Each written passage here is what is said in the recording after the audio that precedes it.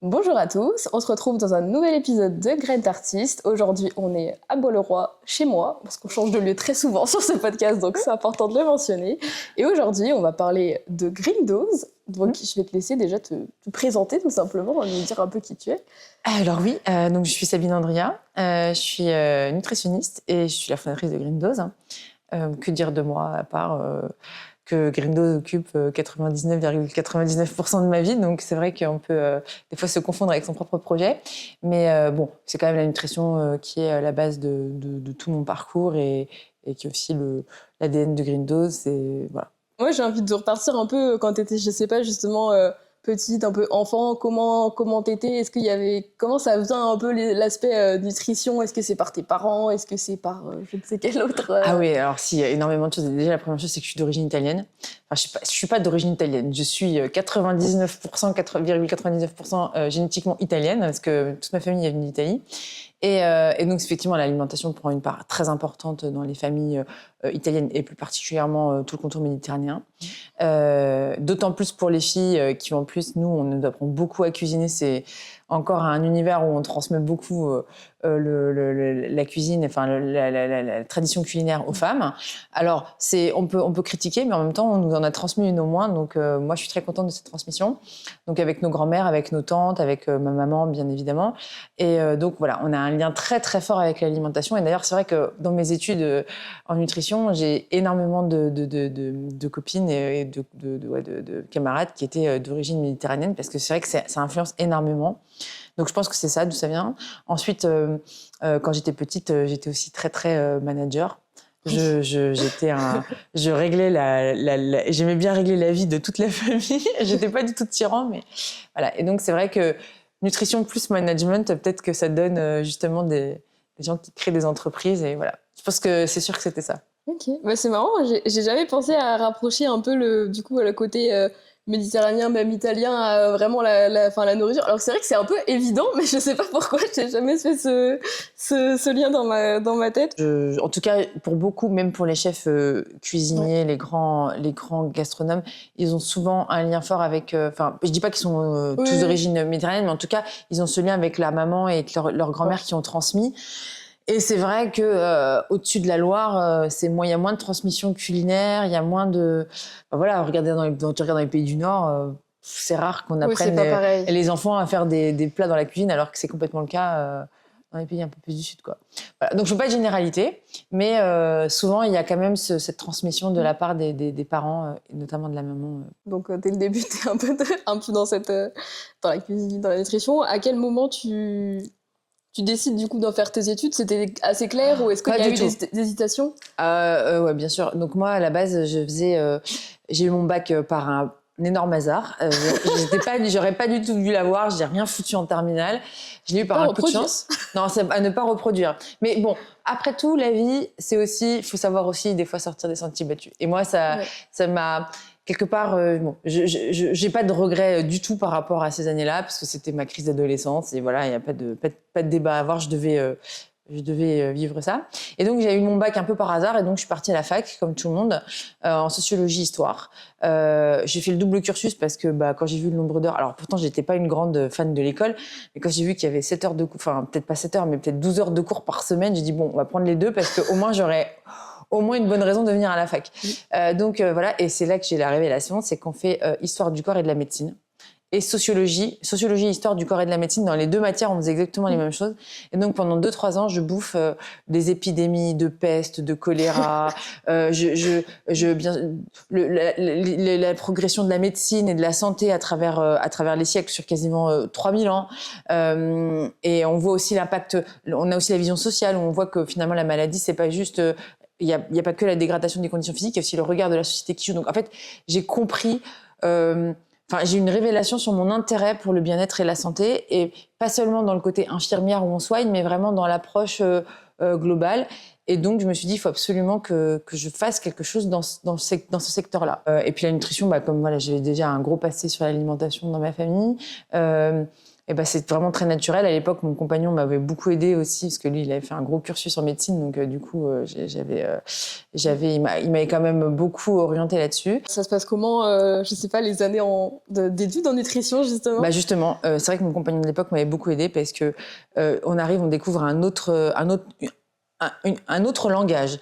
On doit réapprendre tous les mots parce que c'est très technique. C'est de la science, hein, mitochondrie, réplication de l'ADN. Enfin, j'ai dit des mots comme ça, j'en ai tellement, mais c'est tout un nouveau vocabulaire sur la physiologie et surtout la biochimie qui est complètement nouveau quand on vient de la sociologie et de l'histoire, vraiment nouveau. Donc il y a tout ce temps-là d'adaptation, voilà. Et puis voilà, bah, c'est beaucoup de travail. C'est beaucoup de travail, mais c'est passionnant parce que on apprend très très rapidement dans ces études-là tout de suite l'impact sur la santé, sur la médecine en général. C'est très, enfin franchement, c'était pour moi le meilleur moment de ma vie en termes d'apprentissage. C'était génial. Ça me fait rire que tu dises ça parce que ma sœur, elle pensait faire justement diététicienne ou nutritionniste au départ et elle a fait, je crois, 2 mois. Et en fait, ça lui a pas du tout plu. Ah mince. En fait, justement, elle était très intéressée par un peu le côté alimentaire et tout ça, mais je sais pas, les études, ça lui a pas du tout plu. Et du coup, justement, elle a fait 2 mois, elle a arrêté. Mais du coup, ce qui est marrant quand tu me dis biochimie, c'est qu'elle est partie en biologie. Et on retrouve ça et elle déteste la biochimie aussi. Ça, c'est super dur. Non, mais le cycle de Krebs, à la fin, quand on finit par l'apprendre, on se dit... Mais d'où je suis partie, comment je comprenais rien, pyruvate, toutes les molécules intermédiaires du cycle de Krebs. C'est des trucs hyper chimiques, on a l'impression d'être dans Breaking Bad. Mais voilà, Et à la fin, quand on les a appris par cœur, quand on en a bien chié pendant très longtemps, qu'on s'est bien cassé les dents à rien comprendre, sur des coupes de cellules. Oui. La première fois qu'on voit une coupe de cellules, on se dit mais qu'est-ce que c'est? Elle est où la cellule là? On comprend même pas. Enfin, c'est toutes les petits appareils de la cellule qu'on comprend pas. Ouais, c'est compliqué. Mais une fois qu'on a la lecture, tout devient très clair et tout devient très naturel. Donc c'est pour ça que je dis que c'est une vraie langue à apprendre. Exactement comme on est dans un pays étranger, une fois qu'on a compris les mécanismes de base, bah en fait la langue vient et ça sort tout seul, quoi. Voilà. Et ça dure combien de temps? Tu fais combien? 2 ans et demi. Ok. 2 ans et demi, avec beaucoup de stages en milieu hospitalier. Voilà. Et même 3 ans, ça dure en fait. Hein. Je dis 3 ans parce que si on cumule tout, c'est 3 ans. Et du coup, tu finis les études et il se passe quoi? J'ai envie de dire. Alors, on me propose un stage en biberonnerie qui finalement se transforme en travail d'été. En même temps, donc les biberonneries, on prépare les biberons pour les enfants. Ensuite, j'ai aussi travaillé en maison de retraite qui était super d'ailleurs. Voilà. Et puis moi, je décide parce que j'étais encore jeune à l'époque. J'ai encore un peu de temps, donc j'ai fait des sociologie-histoire, j'ai fait nutrition, et il me restait une dernière année à faire. Et je me suis dit, je vais faire une école de commerce. Et donc, j'ai fait une année de master en communication marketing. Bon, ça m'a pas fait de moi une spécialiste en marketing, mais par contre, ça m'a donné quand même cette vision un petit peu business, quoi. Ouais. Et voilà, donc je finalise tout ça, et puis je commence à travailler dans le bio. Alors, pour une raison très claire, c'est que je me voyais plus ayant beaucoup travaillé dans les hôpitaux, auprès de gens qui étaient vraiment malades dans des services. Je travaillais en réanimation, en cardiologie. Enfin, c'était je voyais bien qu'il y avait un truc qui allait pas. Il y avait un truc qui allait pas. Beaucoup de gens arrivaient malades et c'était souvent des maladies liées à l'alimentation dans les services de cardiologie ou de néphrologie, donc les maladies rénales. C'est des gens qui, voilà. En tout cas, j'avais conscience qu'il y avait un gros laisser-aller de la société trop une tendance à attendre que ça aille mal pour avoir des grosses maladies, alors que toutes ces maladies-là que je voyais devant moi, elles étaient toutes parfaitement...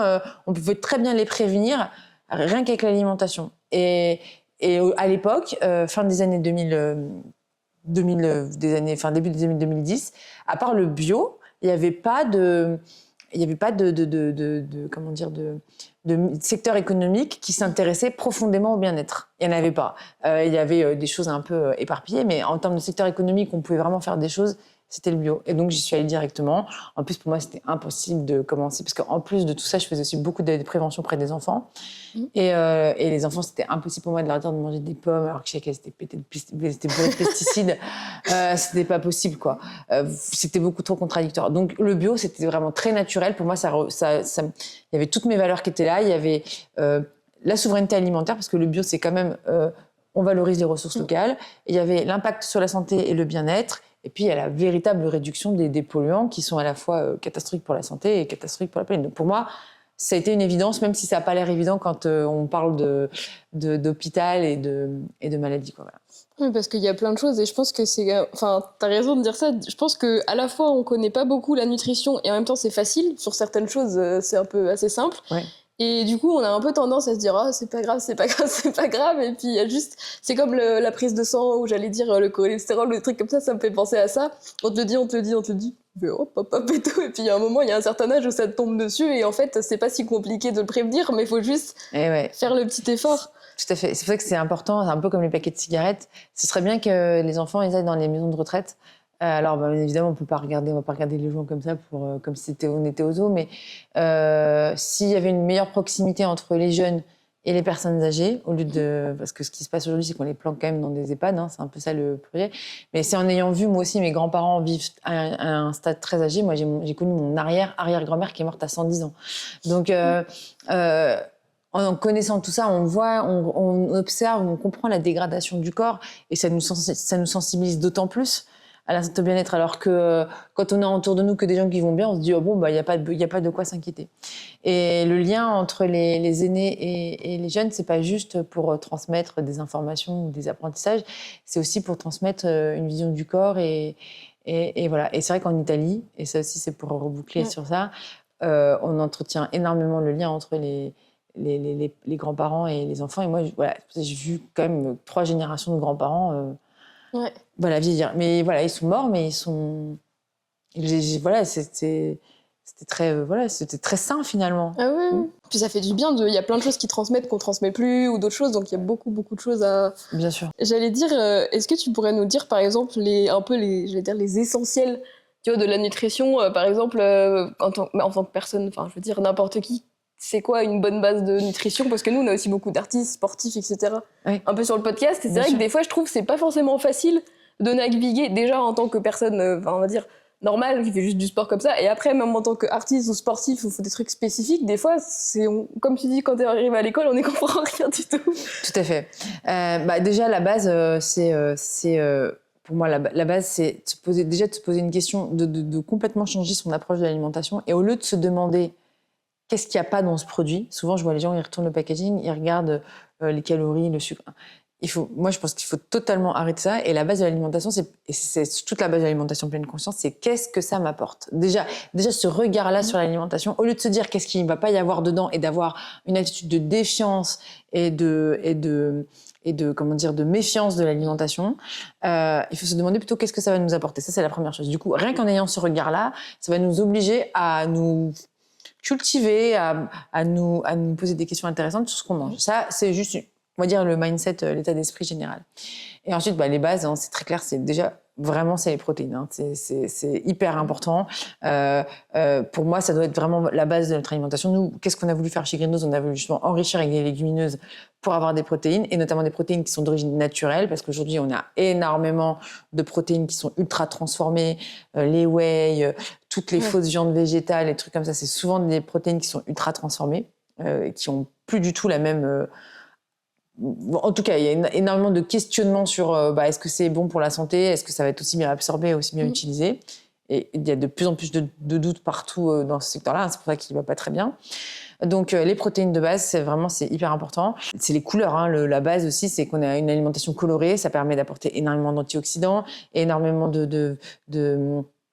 en fait, la couleur, il y a un truc très important, peut-être que je m'égare de sujet, mais en fait, chez les enfants, il y a un problème qui est la néophobie. C'est-à-dire que les enfants, ils ont peur de manger justement toutes ces choses colorées. Pourquoi? Mais pour une raison très simple, et c'est lié à notre évolution, c'est que quand on était petit, quand on avait 5 ou 6 mois au paléolithique, c'est-à-dire Il y a longtemps. Il y a très longtemps. Si vous commenciez à manger n'importe quelle petite baie rouge ou orange qui traînait là, vous pouviez mourir d'une dysenterie, d'une infection virale ou de s'empoisonner. Exactement. Donc, il a fallu avoir on va dire, ce travail-là de l'enfant de pas manger n'importe quoi, et c'est très ancré en nous. Et aujourd'hui, maintenant, on vit plus du tout dans ce monde-là. Et au contraire, aujourd'hui, le monde, tous les aspects colorés dans l'alimentation, dans toutes les ressources alimentaires qu'on a, au contraire, sont souvent très gages de bienfaits, de ressources nutritionnelles. Donc les couleurs, les protéines, et souvent quand il y a des couleurs, c'est souvent des fruits et des légumes, donc il y a souvent aussi beaucoup de fibres avec. Donc voilà. Et puis un truc à mon avis, on sous-estime complètement, c'est la combinaison oméga-3 vitamine D. Voilà, ça c'est deux choses, en fait, on s'en rend pas compte, mais l'homme a évolué le long des rivières et des mers, parce que dans les rivières et dans les mers, vous avez des poissons toute l'année. Il n'y a pas, contrairement sur Terre où toute l'Europe, par exemple, vous aviez des troupeaux qui migraient parce qu'il faisait trop froid, parce qu'il y avait de la neige. Il y avait une migration des ressources alimentaires terrestres. En revanche, dans l'eau, à moins quand ça gelait vraiment, mais c'était assez rare quand même en Europe que ça gèle. Voilà, c'est rare que les rivières gèlent. Voilà, c'est pas partout.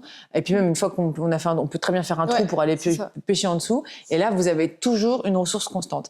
Et qu'est-ce que vous apportent les poissons et les produits de la mer en général? De la vitamine D et des oméga-3. Et en fait, on s'est construit. L'humanité s'est construite avec ces ressources-là. Et aujourd'hui, on les néglige complètement. La vitamine D, on s'est rendu compte que c'était c'était beaucoup plus qu'une simple vitamine. Elle a carrément un rôle hormonal. On est en train de découvrir des choses incroyables dessus.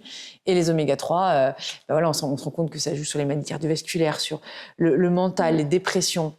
La concentration, le vieillissement prématuré du cerveau, la peau, la synthèse des hormones. C'est un truc de dingue, et pourtant, on n'en parle pas plus que ça. Alors que c'est vitamine D, oméga 3, avec ce que je viens de vous dire sur quelques fruits et légumes et une bonne source de protéines, enfin, vous avez considérablement une meilleure santé que la plupart des gens aujourd'hui, quoi. Voilà, et c'est pour ça que nous, les oméga 3, c'est très important pour nous. Nous aussi, on enrichit tous nos produits, sont naturellement riches en oméga 3. Voilà, et pour nous, c'est fondamental. Voilà. Bon, la vitamine D, c'est plus difficile parce que la vitamine D, on peut pas l'avoir. Aujourd'hui, c'est compliqué de l'extraire sans ultra-transformation. Et l'idée qu'on a, c'est avec des champignons. Donc, on connaît des champignons qui peuvent être source de vitamine D. Et c'est pour ça qu'on travaille ça pour pouvoir enrichir aussi nos produits en vitamine D. Voilà. Comment est-ce que tu arrives justement à Green Dose? Enfin, à quel moment? Donc, j'ai l'impression que c'est quand même une idée qui, je pense, est venue dans ta tête petit à petit, mais comment tu passes de « Ah, il y a ces problèmes-là » à « Ok, je crée ma marque ». Enfin, c'est quand même quelque chose de se lancer dans cette industrie. En plus, je pense que c'est pas si évident que ça. Ouais, bah c'est vrai. Alors déjà, donc moi, en même temps que j'étais j'étais directrice d'une enseigne de produits bio. Donc c'était quand même une grosse entreprise. Hein. Je dirais 50 personnes. On faisait beaucoup de millions d'euros de chiffre d'affaires par an. Et en fait, en plus de ça, j'étais professeure de micronutrition. J'avais rencontré un mec formidable qui a une école de nutrition. Peut-être que c'est ça qu'elle a fait, ta copine, enfin ta sœur, pardon. Elle était sur Paris, je sais plus. C'est pas le DNH? Je me rappelle. Parce que du coup, j'ai rencontré le boss qui cherchait. Bon, à l'époque, c'était pour rien avoir du tout. C'était pour gérer quelque chose. Et il m'a proposé de donner des cours. Et de fil en aiguille, j'ai donné des cours de micronutrition parce que c'était mon milieu. Moi, dans la partie bio, donc bien évidemment, on gérait des produits, on gérait des cahiers des charges, on gérait plein de trucs d'une entreprise classique. Mais moi, je gérais aussi beaucoup la partie compléments alimentaires et nouvelle alimentation. Et donc, je baignais dedans. J'avais vraiment suivi fin des années 2000, début des années 2010, c'était l'explosion des compléments alimentaires. C'est là qu'on a eu toutes les marques qui sont arrivées sur le marché. Donc, moi, j'ai vraiment connu tout ça. Et donc, j'ai donné des cours. C'était génial. C'était super. Et surtout, je me suis dit, mais quand je parlais à mes étudiants, et ces cours-là, je les ai donnés aussi à des médecins, j'en ai donné à des kinés, à des sages-femmes. Ah oui. Donc, j'ai eu plusieurs publics en face de moi. Et je me suis dit, mais c'est incroyable le peu de connaissances qu'on a là-dessus. Et surtout, comment aujourd'hui, les produits qu'on a dans notre quotidien, y compris les produits bio, hein, ça c'était vraiment le cas que je voyais, étaient totalement des calories vides. C'est pour ça que tout à l'heure je parlais au lieu de demander qu'est-ce qu'il n'y a pas, demandons-nous qu'est-ce qu'il y a. Et aujourd'hui, le concept de base, le centre pour moi de l'alimentation, ce sont les calories vides, c'est-à-dire manger des choses qui nous apportent que de l'énergie sans nous apporter aucun nutriment. Ouais. Et ça ça a été la base. Et donc là, je me suis dit, mais comment on fait pour enrichir? C'est quoi aujourd'hui le groupe d'aliments qui a le plus de micronutriments, c'est les légumes. On en gaspille quasiment 40% de tout ce qu'on produit. Moi, je n'en pouvais plus d'aller sourcer des nouveaux ingrédients au bout du monde, le pitaya, le noni, le goji, le matcha, tous ces trucs qui venaient du bout du monde, qui n'avaient aucun sens. Ça parcourait 10 000 kilomètres. En plus, je parle même pas de l'inflation locale. C'est-à-dire que quand on se jette sur du pitaya qui vient de Thaïlande, le pitaya en Thaïlande, il prend 200%. Du coup, les Thaïlandais, ils peuvent plus en manger. Complètement débile, alors que nous, on avait, je te disais, on gaspille 40% de nos légumes en France. Donc j'ai dit, qu'est-ce qui a le plus de nutriments? Qu'est-ce qu'on préfère manger? Des gâteaux, des légumes. On va mettre des légumes dans des... Voilà. Des gâteaux. Des gâteaux. On a fait des tests au début, c'était complètement dégueulasse, mais vraiment dégueulasse. Les premiers trucs qu'on a fait aux épinards ou à la betterave, on en mettait beaucoup trop. Et puis, on a trouvé le juste équilibre avec beaucoup de recherche et développement. Donc, tu as l'idée du concept. Du concept, en tout cas. Tu commences, comme tu nous dis, à faire... J'imagine en train de faire les recettes, c'était ça, faire des dans une cuisine avec de la poudre rose et orange partout, et c'était ça. Et comment c'est quoi un peu les grandes étapes au début, donc après ces tests de lancement, même, faut de l'argent, où est-ce que tu le distribues, il faut des paquets, c'est quoi un peu le cheminement là-dessus? Moi en fait, la clé de ça, c'est de se mettre de donner des échéances et de se laisser aller et de tout faire pour les respecter. Voilà. Et à ce moment-là, moi je décuple en tout cas ma partie de ma personnalité qui est problème solver. Moi, j'adore quand j'ai un truc, ah mon Dieu, j'ai un challenge, je dois résoudre le problème. Et donc ça c'est vraiment ma personnalité, j'adore faire ça. C'est spontanément, je le fais. Donc voilà, donc moi je me mettais plein d'échéances. Et l'échéance, ce qu'on a fait, la première chose, c'est qu'on a dit qu'on passait des concours. Et ça, le fait de passer des concours, ça nous a obligés à avoir des prototypes, à se speeder pour proposer un produit pour le concours. Même si c'était mal fait, même si c'était imparfait, au moins, y avait quelque chose. Et quand le produit existe, même si la charte graphique, elle est dégueulasse, même si le produit, à la fin, il n'est pas du tout fini, il faut encore améliorer des trucs, et en fait, ça porte le projet. Du coup, les gens étaient intéressés. On a gagné. C'est vrai qu'on a gagné tous les prix au départ d'innovation parce que vraiment, on avait vraiment un produit très innovant. On faisait des farines à base de légumes. C'était très, très innovant. Et donc, du coup, en gagnant ces concours-là, ça nous a obligés, enfin moi, en tout cas, ça m'a obligée à tenir des échéances, à sortir des choses et à les faire exister. Voilà. Et c'est un peu ce que dit Peter Thiel, c'est 0 to 1. Une fois qu'on a passé le 0 to 1, une fois que le 0 est devenu 1 et qu'il existe, après, il n'y a plus que du développement à faire. Mais le plus dur, c'est de passer de 0 à 1. Ouais, non, c'est vrai, de voir Une fois que ça existe, même si c'est dégueu, même si c'est nul. Et puis en plus, c'est vrai que le concours, tu vas pas arriver... Enfin, ce sera toujours plus vendeur et même visuellement d'avoir un produit concret que d'avoir quand on te fait le PowerPoint où tu vois rien. Par exemple, là, sur quelque chose comme ça, je pense que... Enfin, je sais pas au début, mais si tu leur avais pas fait goûter les produits, je pense que tu dis à quelqu'un, j'ai mis des légumes dans un gâteau... Je sais pas, tu vas me dire, mais je sais pas si, en tant que Français ou quoi, par exemple, on est très réceptif à se dire, je mange des petits pois dans mon gâteau, tu vois. Non, mais c'est exactement ça. Et effectivement, c'est l'expérience qui fait la chose. Mais voilà, c'est faire exister les choses. Enfin, pour moi, c'est vraiment la définition de toute façon d'un entrepreneur. C'est un entrepreneur et quelqu'un qui fait exister les choses. C'est pas compliqué, l'électricité, Internet, les maisons, tout ce qu'on a autour de nous, ça a été fait parce qu'il y a des gens qui ont voulu, il y a des personnalités qui font exister les choses. Mais en fait, c'est pas tout le monde. Il y a des gens qui sont rêveurs et qui rêvent beaucoup trop et qui feront jamais. Après, ces gens qui rêvent, ils inspirent, ils donnent des idées, mais voilà, chacun son rôle, quoi. Voilà. Et toi, t'étais, on va dire, tu te pensais par exemple entrepreneuse avant de commencer ça? Tu te voyais déjà Ouais, déjà parce que tout à l'heure je parlais de ma mère qui m'avait transmis la cuisine, mais mon père, lui, était entrepreneur dans le bâtiment. Alors tu vas me dire, ça n'a rien à voir. Mais bon, c'est sûr que j'ai eu toute mon adolescence, j'ai vu mon père qui aimait son travail, qui développait son activité, qui était son propre patron, même si c'était pas du tout dans le même secteur. Ça inspire de dingue. Donc moi, je me voyais pas... Enfin, moi, dans ma famille, j'avais pas autour de moi des employés, tu vois. Ma mère était femme au foyer et mon père, il était chef d'entreprise. Ouais. Donc, j'ai pas grandi avec des parents qui ont besoin de congés payés, qui sont pas contents de leur patron. J'ai pas grandi là-dedans. Donc, c'est vrai que du coup, mécaniquement, voilà, ça s'est fait. J'ai visualisé très tôt. Enfin, c'est même pas visualisé, c'est que ça m'a... Oui, il n'y avait pas de notion un peu comme toi. C'est pas possible ou quoi. Si je veux faire ça, je le fais. Exactement, voilà, exactement. Mais un peu comme toi, j'imagine aussi, ça change beaucoup quand on a nos parents qui sont un peu, voilà, self... ouais. Je dis pas self-made men, mais ça veut rien dire, mais je veux dire, en tout cas, qui sont... Oui, bah, tu vois que sur certaines choses, ils te poussent tout le temps, tellement tout le temps à faire des choses. Toi, tu dis, ah, j'aime bien ça. Ils te disent, bah, vas-y, que du coup, au bout d'un moment, je crois que tu te rends même pas trop compte que par rapport à d'autres personnes, ton niveau des choses que tu vas faire, en fait, il est très, très haut par rapport à d'autres. Exactement. Moi, ça me fait souvent rire parce que des fois, j'essaye d'expliquer ce que je fais dans la vie à des personnes. Et ils me disent, même des amis ou des personnes que j'ai côtoyées à un moment, ils me disent, mais en fait, on comprend pas très bien, tu fais quoi dans la vie? Et alors là, tu dois expliquer que, je sais pas, je fais de la com, mais en même temps, je fais de la danse, mais en même temps, oui, j'ai un podcast, parce que je sais pas, j'ai envie de faire un podcast, donc je pense que c'est un peu c'est la même chose pour toi. Des fois, c'est compliqué, mais on n'est pas obligé de faire une seule chose. Mais exactement. C'est pour ça qu'à un moment donné, j'étais prof de micro en même temps. Moi, je ne voyais pas mes boulots comme des. J'aimais profondément ces deux et je le faisais dans un cadre de m'amuser dans la vie professionnelle. Et même Grindos, même si des fois c'est très dur. Et au fond de mon cœur, je suis comme un enfant qui joue, pas qui joue parce que c'est pas du tout du jeu, mais j'ai ce côté tu vois, oui, tu prends plaisir. Ouais, de tenter des choses, d'être curieuse, de dire allez, on y va. Sinon, mais un truc comme Grindos, sinon jamais de la vie ça existe, quoi. Parce que tout le monde va se dire non, mais les légumes dans un biscuit, c'est pas bon, ça va pas plaire. On oublie cette idée. Enfin, si on n'est pas un peu audacieux et qu'on n'a pas gardé cette âme d'enfant et justement ce côté, voilà, comme tu dis, de se dire il n'y a pas de contraintes. Sky is the limit. Voilà, forcément. Et donc, c'est effectivement Et souvent, c'est les papas qui inspirent ça. Donc voilà. Ouais, c'est vrai que c'est.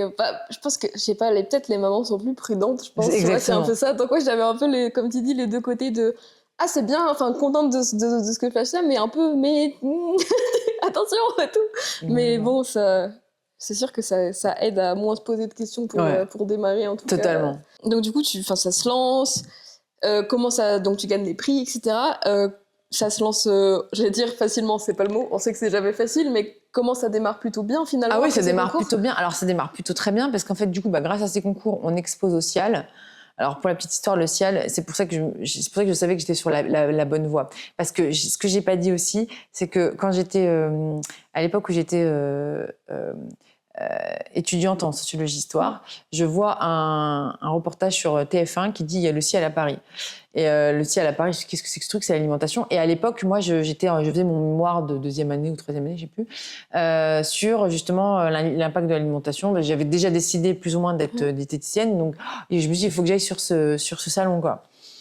J'y vais, bien évidemment, l'entrée elle était à 200 €, j'avais pas une thune. Ouais. Je rentre en me mettant pote avec le mec de sécurité, et là je vois toutes ces boîtes, je vois Danone, je vois toutes ces grosses boîtes de l'alimentaire et je me dis mais je me suis dit mais ce monde est incroyable, je passe de l'autre côté du miroir et donc je passe du côté des gens qui créent les produits alimentaires. Alors bien évidemment c'était de la grosse merde, hein. C'était des trucs ultra transformés, plein de sucre et tout, mais quand même il y avait cette notion de dire je suis du côté de ceux qui fabriquent et pas de ceux qui consomment. Et là, j'ai eu un état d'esprit comme ça à ce moment-là. Mais pour en revenir au CIAL, du coup, grâce au concours, j'expose au CIAL. Le rêve l'aboutissement de mon point de départ, finalement. Et là, je expose. Et là, on rencontre la grande épicerie de Paris, qui adore le concept. Et qui me dit, on veut vos farines. Et il nous les faut. Donc, on était en octobre. Il nous les faut pour le catalogue de l'année prochaine. Donc, on avait très peu de temps pour finir. Dans 3 mois, si vous voulez. Et c'est là qu'on rencontre une graphiste qui nous fait des packaging, qui étaient les premières identités. Et on y va. Comme on avait cette fameuse échéance, on y va, on donne tout pour être à l'heure, quoi. Et donc, ça te met direct un petit coup de boost. Et justement, on parlait, t'as dit que t'avais un peu fait aussi des études en communication, marketing et tout. Comment on se positionne face à... je pense que tu me diras si je me trompe, mais quand tu penses à un peu gâteau, et trucs comme ça, et du coup, bio, etc., tu penses à Björk, à toutes ces grosses... tu vois que ces noms-là, j'ai l'impression, quand on pense au gâteau et au bio. comment on se positionne et comment on se démarque, enfin on essaye de se démarquer par rapport à... Je pense qu'on a tous l'identité visuelle du blanc et du bleu de Björk dans la tête, des choses comme ça. Donc déjà, nous, on avait la couleur en plus. Alors, comment on se démarquait? Justement, c'était tout un... Alors, vraiment, pour te dire, nous, Green Dose était un produit qui, naturellement, se démarquait parce qu'il était coloré, parce qu'il y avait des légumes dedans, on était les seuls à faire ça. Donc, il avait des caractéristiques. Maintenant, tu as raison, la question, c'est comment émerger en rayon. Oui, c'est le visuel. Exactement. Et ça, on a archi galéré. Et ça, on n'a toujours pas fini. Hein. On n'a toujours pas fini. Il faut absolument qu'on fasse des choix parce que nous, on a beaucoup de choses à dire sur nos produits. Ils sont à la fois bons pour l'environnement, bons pour la santé. Ils ont des goûts complètement uniques. En même temps, c'est des légumes. Donc, il faut à la fois donner envie sans rejeter parce que des épinards dans un truc. Donc, il y a tout ce travail-là à faire. On a beaucoup évolué. Et moi, en tout cas, la leçon que j'en tire, c'est qu'il faut être bold. Il faut assumer un choix fort. Et à partir du moment où on a décidé, il y a 1 an et demi, de se dire, on a appelé nos petits biscuits petit-déj Boost. Et là, on s'est dit, non, mais nous, c'est ça qu'on fait. Nous, on booste les apports nutritionnels. Une fois qu'on avait cette idée très claire et que légumes ou pas légumes, aujourd'hui, c'est des légumes, demain, ce sera des algues, après-demain, ce sera des champignons. Mais on booste vos apports nutritionnels en valorisant les ressources locales. Voilà. Et une fois que ce positionnement était très clair, l'identité, c'est beaucoup plus assumé en rayon. On est encore en train de l'améliorer, mais en tout cas, aujourd'hui, on a une très bonne base parce qu'on a des produits qui tournent très bien en magasin. Et à partir de là, on peut capitaliser quelque chose. Mais la vraie différence, c'était vraiment de faire des choix sur quel était le message principal de Green Dose. Et au début, c'était les légumes. Et au final, on s'est rendu compte que les légumes, c'est pas suffisant. Ça veut rien dire, les légumes. Ce qui compte, le vrai bénéfice pour le consommateur, c'est d'augmenter ses apports nutritionnels tout en étant gourmand. Voilà. Mais je pense que c'est toujours ça qui est le plus difficile comment tu veux être reçu par le public et tout ça. Et puis des fois, c'est pas facile tous les légumes, comme tu dis, les légumineuses, mais en même temps, tu veux booster les apports. Mais peut-être qu'au début, en fait, le truc qui était un peu bizarre au début, c'était de mettre des légumes dans les gâteaux. Du coup, vous êtes dit un peu, bah oui, c'est logique, c'est les légumes. Exactement. Et en fait, c'était pas votre but en soi de mettre des légumes, c'est juste que les légumes étaient le chemin un peu de ce. Exactement. Et ça reprend la mission, la fameuse phrase de Simon Sinek qui est le why. Oui, c'est ça. C'est quoi? C'est pas les légumes. Les légumes, ce n'est qu'un moyen. Voilà, c'est ça. Mais c'est quoi le véritable but? Et c'est dur de pas confondre parfois, de les mélanger. C'est hyper dur de pas confondre. Et en plus, il faut que la mission, elle parle aux gens aussi, parce que c'est bien d'avoir une mission, mais s'il y a personne tout le monde s'en fout de ta mission. Donc, à un moment donné, il y avait aussi le fait que il faut qu'on aille cibler les bons consommateurs dans les bons rayons qui, eux, sont intéressés sur le fait de booster leur rapport nutritionnel. Typiquement, on s'est rendu compte que dans le rayon de biscuits pour le goûter des enfants, malheureusement, quand on interroge les mamans, la priorité pour les mamans, c'est pas de booster les apports nutritionnels de leurs enfants. C'est d'avoir un goûter qui coûte pas très cher et qui soit pratique et que les enfants ils soient sûrs de manger quelque chose au goûter pour pouvoir faire leurs devoirs après. Voilà, et d'avoir de l'énergie. Voilà, c'était plutôt ça. Et donc, du coup, on s'est rendu compte que non, nos produits, il faut qu'ils soient en rayon bio, quoi, c'est tout. Parce qu'en bio, là, on a des mamans qui s'intéressent aux apports nutritionnels. Et voilà. Et c'est des petites choses comme ça, mais ça dépend aussi beaucoup des distributeurs. Donc, il y a un travail très, très précis à faire là-dessus. Mais on est content parce que maintenant que ça marche, on sait qu'on a une clé. Donc maintenant, comme il n'y a plus qu'à dupliquer les clés à tout le monde. Ça. Voilà. Ouais, et puis je pense que de toute façon, que ce soit dans le test de produit ou de communication, c'est ça, faut tester. Exactement. C'est pareil, des fois, tu vas faire ça comme pub et en fait, ils auraient préféré si tu l'as mis en violet, tant pis, la prochaine fois, tu le feras en violet. Ah oui, donc, mais c'est exactement je pense que c'est un peu ça. C'est quoi, j'allais dire, est-ce que tu as un conseil ou peut-être un apprentissage ou quelque chose que tu as ressorti un peu de cette aventure, qui n'est pas du tout finie, mais que tu aimerais...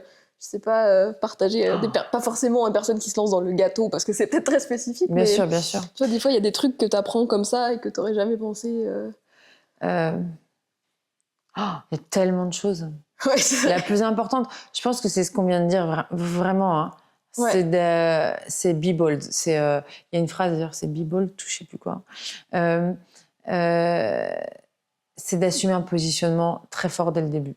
Nous, on a perdu beaucoup de temps là-dessus, beaucoup d'énergie, beaucoup d'errance en packaging, en identité. Alors que si on avait fait le travail très clairement de la mission dès le départ, je pense que c'est pour ça que c'est très bien de travailler très tôt avec des gens qui sont dans la com. Parce que la communication, vous êtes... dans les gens qui sont spécialisés en communication, ils ont tout de suite cette vision-là de la mission. C'est quoi ton... Alors que pourtant, j'avais fait un peu à l'école, mais bon, la nutrition, c'était quand même le moteur. Et puis en plus, il y a le sourcing des matières premières, il y a chercher des sous-traitants, il y a tout un tas de, de gens à aller chercher. Donc voilà. Et j'avais un peu négligé ça. Et puis aussi, on s'est pris le Covid. Donc le Covid, ça a bousculé énormément de choses. Avant le Covid, il y avait toute une effervescence autour de l'alimentation végétale et l'innovation. Après le Covid, avec l'inflation, ça a été totalement mis à l'arrêt. Donc voilà. Mais j'ai pas spécialement de regrets. Mais si je donnais un conseil à des gens, c'est vraiment d'être très... de prendre très dès le début un positionnement fort auquel on croit et puis s'entourer quoi. Voilà, c'est vrai, s'entourer de gens positifs qui vous envoient des bonnes vibes. Ça c'est hyper important aussi. Voilà. Donc c'est les deux choses que je vous dirais. Après il y en a tellement d'autres. Après il y a le financement, il y a tellement d'autres conseils pratico-pratiques à donner, mais voilà. Il y a beaucoup de choses. Il y a tellement de choses, bien sûr. D'ailleurs, beaucoup d'entrepreneurs, quand ils ont leur première boîte, ils disent à la prochaine, parce qu'on pense souvent à celle qu'on fera après, toutes les erreurs qu'on fera pas. Mais bon, ça sera peut-être un autre podcast, je sais pas. Oui, de toute façon, je pense que c'est dur d'éviter les erreurs au début. Oui, et puis il faut les faire. T'as raison. Oui, on les apprend pas, sinon si on les fait pas au bout d'un moment, totalement. Je pense. Donc on va se planter une ou deux fois. Totalement. Puis c'est reparti. Absolument d'accord. Elle ressemble à quoi tes journées, semaines de travail, par exemple? Parce qu'il y a une routine, ça ressemble à quoi d'avoir une marque comme ça? Oui, alors moi je fais de la méditation tous les matins. Je me réveille assez tôt et je médite. C'est pas la peine de faire beaucoup, 10-12 minutes. On est tout le temps tenté de continuer. Ça c'est hyper important parce que moi je suis chef d'entreprise, je suis la seule dirigeante. J'ai pas d'associé, donc j'ai absolument besoin d'avoir les idées claires et d'avoir du recul sur les choses. Donc ça, par la méditation, je vois pas d'autres choses qui permettent de faire ça. Ensuite, beaucoup de sport. J'ai la chance d'habiter aux côtés du bois de Vincennes, donc beaucoup de sport. Vraiment une très bonne hygiène de vie. Ça, c'est fondamental. Parce que des fois, on a des insomnies, donc il faut avoir suffisamment d'énergie accumulée dans son corps pour pouvoir se remettre de ces insomnies. Beaucoup de stress, donc rester... résistant au stress. C'est très stressant, c'est vraiment un jeu vidéo. Vous savez, Mario Kart, on saute, on a plein d'obstacles, et puis si on ne chope pas le bon truc, on meurt. Voilà, c'est un peu ça la vie d'entrepreneur. Donc mes journées, c'est beaucoup de routine. Donc méditation, sport en général en fin de journée pour décompresser. Voilà, et puis plein de pauses dans la journée. Plein de pauses, j'ai plein d'interlocuteurs différents, donc faut bien organiser les choses parce que c'est difficile de passer d'un rendez-vous d'affaires avec un client à un rendez-vous créa avec la graphiste et ensuite te terminer par un rendez-vous avec un investisseur qui veut un compte-rendu du premier trimestre. C'est des choses qui font appel à des morceaux complètement différents de votre cerveau. Donc, il faut pouvoir faire des pauses entre chaque pour... Voilà. Bon, après, c'est une habitude qu'il faut avoir, quoi. Ouais, et puis moi, je cherche pas du tout à séparer vie privée, vie perso. Moi, je trouve que ça, c'est une injonction qui, en fait, rajoute du stress. Pour moi, il y a une harmonie. On doit trouver l'harmonie entre son travail et sa vie personnelle, de façon à ce que, justement, pour moi, travailler, c'est ma vie personnelle aussi. Ça, c'est un peu confondu. Et en fait, grâce à ça, en fait, je n'ai pas de j'ai pas de risque d'être trop stressée parce que, au contraire, j'ai mis un peu de ma vie perso dans ma vie pro, et donc au final, tout est fluide. Et moi, si je dois, j'ai la chance si je dois accompagner une amie faire un examen, ma sœur, je dois garder ma nièce ou débloquer du temps pour mon compagnon parce qu'il a besoin d'un, je peux le faire. Donc c'est ça, et je trouve que vouloir absolument avoir des horaires stricts où on fait ça pendant ces temps-là et ça dans un autre, en fait, je trouve que c'est ça qui est source de stress, en fait. Je trouve que c'est beaucoup plus stressant.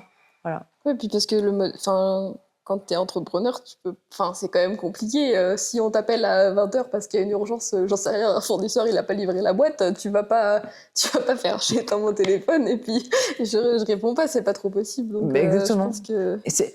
c'est pas possible, mais c'est aussi... Moi, je suis contre, mais en général, un peu contre les horaires de travail. Je trouve qu'il faudrait travailler moins en quantité, mais plus je pense qu'on serait plus efficace à travailler moins en volume d'heures, mais en se disant, par exemple, il y a des gens, ils sont très créatifs le matin ou très créatifs le soir. Donc, c'est complètement nul de vouloir absolument arrêter la journée à 6 heures, quoi. Voilà. C'est vrai. chacun ses rythmes. Mais je pense que l'avenir, ça va être ça. Hein. Ça va être beaucoup de s'adapter au... c'est un peu ce qu'il y a avec peut-être les freelances parfois. Exactement. C'est que si nous, on fait des sites, des fois, ils vont faire le site de minuit à 6h du matin, tu vas pas lui dire fais le site de 8 à 18. Enfin, ça sert à rien. Mais ça, tant qu'on l'a le bonjour, mais nous, je suis ça nous absolument va. d'accord. Et au contraire, il y a des gens qui cherchent ça, quoi. Et encore plus avec tous les gens qui travaillent à l'autre bout du monde en décalage horaire. Enfin, voilà. C'est pour ça que je pense que ces horaires fixes qui sont totalement artificiels. Par exemple, les paysans, pendant toute l'histoire de l'humanité, parce qu'on a quand même une grosse tradition, enfin, énormément dans nos ancêtres étaient paysans parce que c'était ce qu'on avait besoin pour produire l'alimentation. Enfin, faut comprendre que l'hiver, ils travaillaient très peu. Il y avait rien à faire l'hiver, donc il y avait des journées où ils faisaient rien. Et par contre, pendant la période des moissons, l'hiver, l'été et au printemps, là, il y avait du taf. Et là, on comptait pas les heures. On commençait à 5h du mat, surtout l'été quand il faisait chaud. Et ça se terminait très tard le soir. Donc, il y avait cette notion de... voilà, pareil, quand on allait à la chasse, pendant la chasse, pendant 3-4 jours, on mange pas, on va chercher le gibier. Et après, on le ramène et pendant 3 semaines, on fait plus rien. C'est ça la vie naturelle, c'est pas de faire des horaires. C'est des cycles. Exactement. Et l'homme, toute cette activité-là qui nous a forgés en tant qu'être humain, Homo sapiens sapiens, ça a duré 99% de notre histoire. C'est très récent c'est même pas récent, c'est un grain de sable dans notre histoire, le fait qu'on ait des horaires de travailler de 9h à 17h. Enfin. Oui, c'est totalement artificiel et créé par la société, par un salariat qui, à mon avis, ne rend pas les gens heureux. Comme tu dis avec les freelances, il y a cette notion de on veut s'émanciper de ce temps réglé à l'avance, qui n'est pas pertinent. Et je pense que c'est une vraie lame de fond. Enfin, on arrive vers la fin, même s'il y a toujours beaucoup de choses à dire, mais j'ai mes petites questions un peu, on va dire signature un peu du podcast. Bien sûr. Donc, déjà, j'aimerais te demander... pour le podcast, en tout cas, on définit quand même l'art de manière très, très large. Donc, pour toi, est-ce que justement tout ce qui est nutrition, la cuisine, l'alimentation, on peut le considérer comme un art? Est-ce qu'au contraire, c'est très technique? On a parlé beaucoup de choses techniques, mais tu définirais un peu comment, toi? Est-ce que ça... Nous, quand on fait nos produits, on parle beaucoup de design nutritionnel. Et c'est vrai que souvent, moi, ce que j'ai un peu appris, alors je ne suis pas une grande philosophe, je ne décortique pas les concepts. Mais c'est vrai qu'en général, la différence entre l'art et le design, c'est que l'art, il est libéré de toutes les contraintes.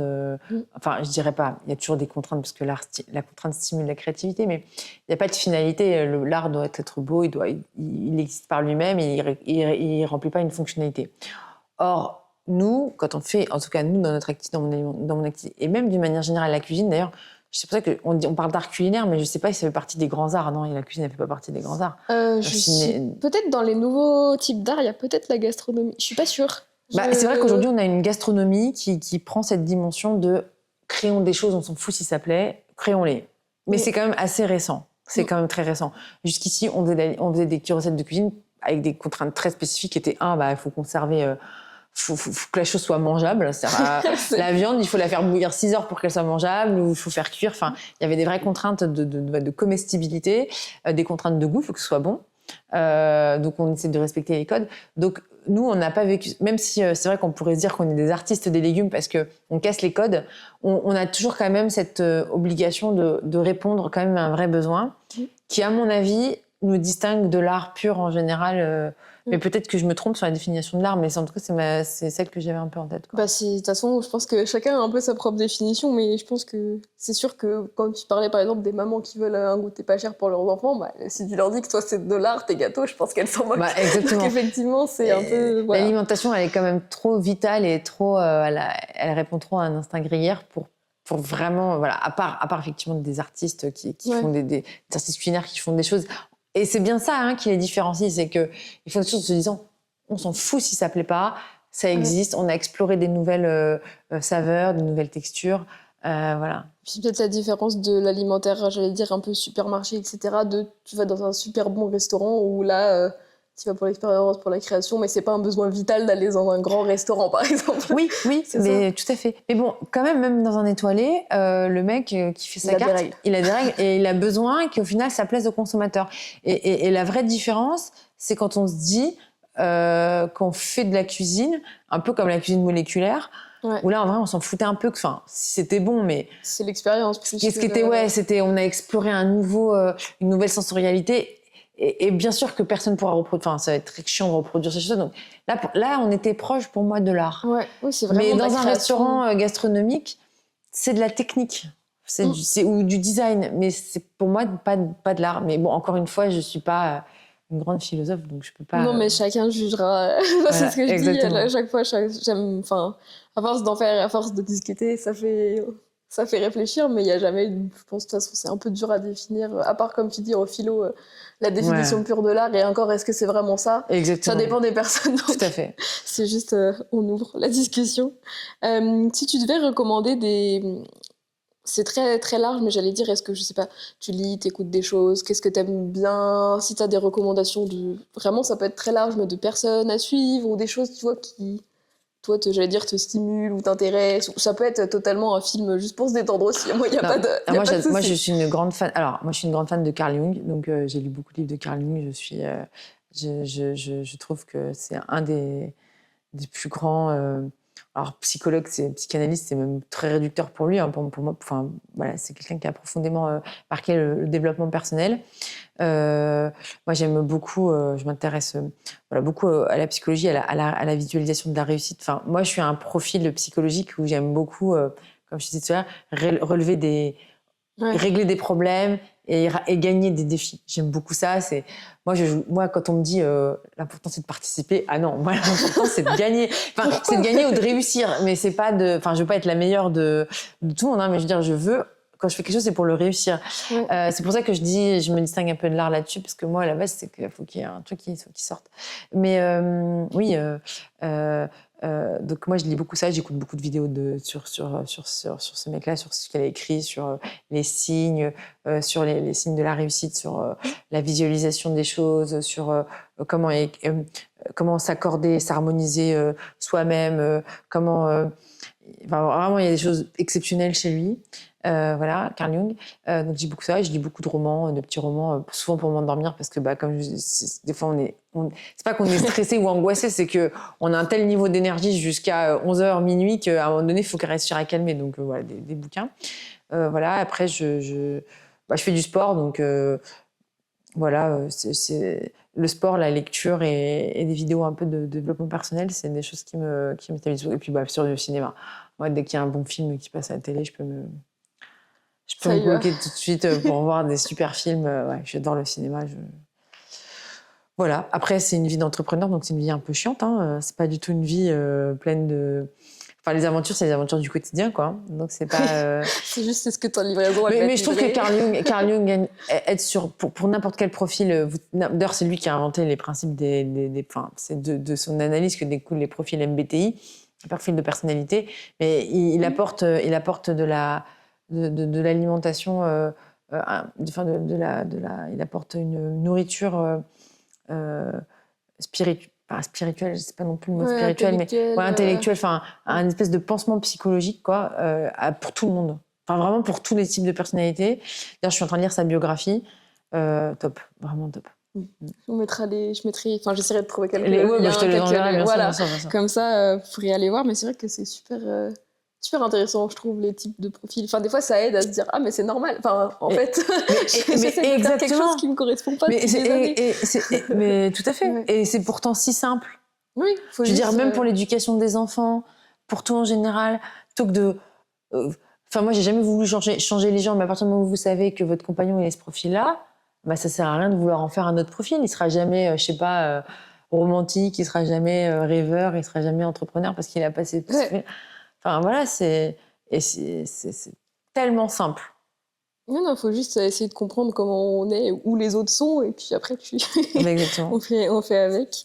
Alors ma petite dernière question, d'habitude je demande toujours, est-ce qu'il y a par exemple un ou une invitée que toi t'aimerais entendre par exemple sur le podcast justement? Est-ce qu'on va inviter ton auteur préféré sur le podcast? Peut-être pas. Non, vas-y. Mais est-ce qu'il y aurait des personnes que t'aimerais bien écouter? Toutes celles que je connais, je les ai déjà écoutées dans d'autres podcasts, c'est souvent des entrepreneurs. Mais dans ce podcast-là, un peu orienté art, je réfléchis. Parce que j'ai regardé tes podcasts, j'en ai trouvé plein d'intéressantes. Donc effectivement, sur des artistes et des sportifs, donc hyper inspirants.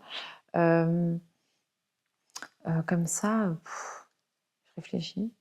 Moi, j'aimerais beaucoup voir un grand sportif te raconter des choses, tu vois, un peu Ouais, comme un peu ça. folle. Ouais, typiquement. Alors, peut-être pas un footballeur, tu vois, mais par exemple, les deux frangins qui font du ping-pong, là, je sais plus comment ils Oui. s'appellent. Eux, j'aimerais beaucoup. C'est Lebrun. Lebrun, voilà, C'est c'est ça. Eux, je me dis, ce serait... Parce que je trouve que c'est des mecs hyper accessibles, hyper simples. Et puis ils sont jeunes aussi, donc je trouve que ça fait... Exactement. Et je trouve qu'ils sont hyper inspirants. Enfin, ces deux mecs-là, ils font un bien fou à la société française. Ils sont hyper inspirants. Moi, j'adore les gens qui cachent bien leur jeu. J'adore les gens qui payent pas de mine comme ça. Et puis ça arrive et hop. Ouais, ça c'est mon côté. Un petit coup de raquette et c'est bon. Exactement. Les gars, tu les vois jamais de la vie, tu penses à. Enfin, j'adore les gens surprenants. Ouais. Voilà. Et donc, eux, je les verrais bien. Je trouve que ce serait pile. Parce qu'ils sont accessibles et on aimerait bien. On voit bien que quand ils sont à la télé, ils sont obligés de faire. Enfin, oui, ils sont authentiques. Voilà, ils peuvent pas tout dire. Et puis, ils sont timés. Ils sont timés, exactement. Et eux, j'aimerais beaucoup en savoir plus sur eux. Et puis, comme en plus ils sont dans le sport, je trouve que ça collerait vachement bien. C'est vrai. J'ai jamais j'ai pas trop les sports de raquettes au départ, mais c'est vrai que je pense que ce serait très intéressant. Bah, justement, alors moi, je trouve encore plus que ce soit pas des sports hyper. Non, mais c'est vrai, on est. Ouais. Comment hyper, comme on dit, je sais plus. Oui, médiatisé, ouais, connu, ou même spectaculaire, quoi. Ouais, c'est vrai. Non, mais je vais essayer. Bah, franchement, ouais. On verra bien. Et ben, écoute, j'allais dire te libérer, mais on pourrait encore parler de choses pendant des heures. Pas du tout, je me sentais pas du tout en prison, là. Mais en tout cas, merci beaucoup d'avoir accepté de venir discuter. Et puis, on verra si on a l'occasion de refaire d'autres choses, de reparler d'autres sujets. Enfin, on peut toujours en parler d'autres choses. Bon, en tout cas, moi, c'est un plaisir. Et merci pour ton temps aussi, pour tes questions qui sont... Enfin, même moi, en parlant, je me suis rappelé des choses sur moi, donc... oui, c'est ça fait repenser à pas mal de choses, mais je mettrai aussi le lien de Green Dose, etc., parce qu'on en a parlé sans le montrer, là, comme ça, mais pour que les gens aillent goûter. Et puis, la biographie la biographie de Carl Jung. Ouais, allez voir. Intéressante. Merci. Merci à vous.